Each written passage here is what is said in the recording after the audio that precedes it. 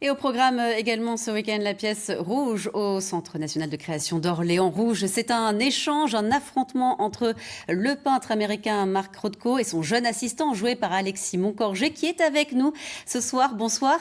Vous jouez donc le rôle de ce jeune assistant qui ne ménage pas le maître, qui accuse Mark Rothko de compromission et d'hypocrisie, c'est ça ? Oui, mais alors avant tout ça, évidemment, il va d'abord se faire engager parce que Rothko, au sommet de sa gloire, reçoit une commande énorme et il est vieillissant, il a besoin d'un assistant. Et d'abord, il m'engage, donc on va suivre la relation qui se noue entre les deux, le maître et l'élève, pendant 3 ans. Et effectivement, au bout d'un moment, oui, il y aura confrontation parce que ce petit bourgeon que je suis, qui va éclore comme une fleur, et au bout d'un moment, il va mettre le maître face à ses contradictions, c'est-à-dire que on reçoit une commande énorme pour de l'argent. Où est la place de l'art à ce niveau-là? Voilà. Alors, le maître, il est interprété par Nils Arestrup. Ça fait quoi de jouer face à lui? Comment est-ce que vous avez construit votre duo? Ah, c'est une grande expérience, c'est une chance aussi énorme. Et puis, moi, j'ai passé les auditions pour passer. Ils ont cherché un acteur pendant 5 mois. Et puis, à un moment, ils m'ont trouvé. J'ai passé l'audition. Et je crois que Nils m'a choisi un peu comme Rothko choisit son assistant, avec son œil de prophète.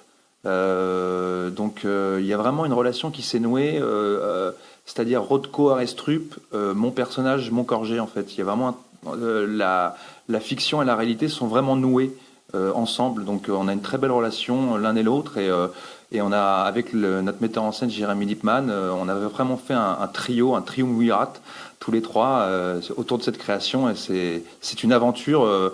Qui continue encore de vivre parce que là on est en tournée et on a repris le texte, on a réinterrogé le texte ensemble, on a réinsufflé de l'énergie pour que cette matière soit toujours vivante en fait, pour pas qu'on soit dans des rails et que ce soit toujours la même chose. On n'est pas les fonctionnaires en fait Oui, parce que du c'est une théâtre pièce ou de la américaine à la base. C'est une pièce qui a été Oui, traduite et adaptée. tout à En fait. quoi elle nous parle ici en France?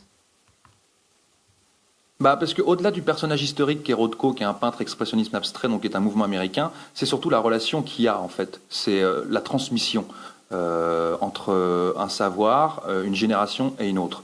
Et au-delà du fait que moi je pense pas qu'une génération ait quelque chose à apprendre à une autre, mais en tout cas il y a une confrontation qui est inévitable et c'est comment ça se passe.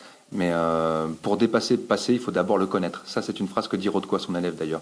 Donc, être cultivé, c'est savoir où on se situe par rapport à son art et au monde. Et donc, avant de pouvoir créer, il faut se cultiver, il faut connaître, il faut savoir, il faut être curieux.